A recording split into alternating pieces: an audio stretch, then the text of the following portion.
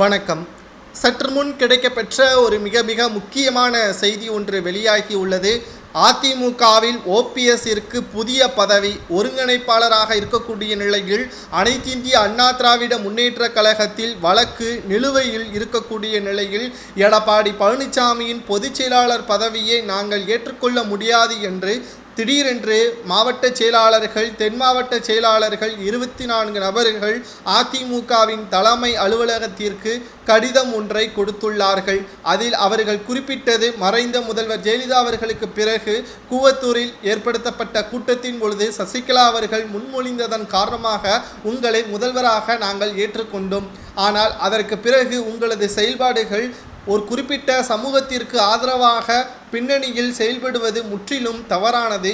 இதனால் அதிமுக சாதி சமய வேறுபாடு இல்லாமல் இருந்த அதிமுக தற்பொழுது இருவர்களுக்கிடையே மோதலை ஏற்படுத்தும் விதமாக உங்களது செயல்பாடுகள் அமைந்துள்ளது.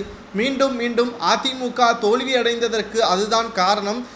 ஓட்டு சதவீதம் குறைந்ததற்கும் உங்களால் தான் என்றும் எடப்பாடியை சுட்டிக்காட்டி கடிதம் ஒன்றை எழுதியுள்ளார்கள்.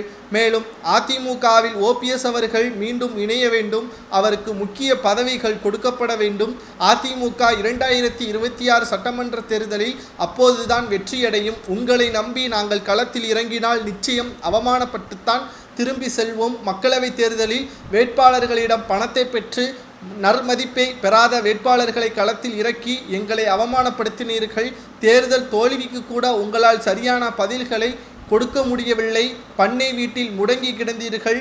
கள்ளக்குறிச்சி கள்ளச்சாராயம் மிகப்பெரிய அளவில் விமர்சனமாக மாறிய பொழுதுதான் மக்களவை தேர்தலை மறந்து தொண்டர்களை மாற்றி அனைத்து தேர்தல்களில் தோல்விற்கும் தொண்டர்கள் ஒற்றுமையாக செயல்படாததான் காரணம் என்று எங்கள் மீது பழியை போட்டதை எப்படி நாங்கள் மறக்க முடியும்? 2026 சட்டமன்ற தேர்தலில் இதுபோன்ற நிகழ்வை மீண்டும் நாங்கள் எதிர்பார்த்து கொன்று மீண்டும் தேர்தலில் தோல்வியடைவதற்கு நாங்கள் முழு மனதோடு களப்பணிகளை ஆற்றுவதற்கு தயாராக இல்லை. அதிமுகவில் ஓபிஎஸ், சசிகலா, வைத்திலிங்கம், மனோஜ் பாண்டியன் இவர்கள் கட்சியில் இணைய வேண்டும். புதிய பதவிகள் கொடுக்கப்பட வேண்டும்.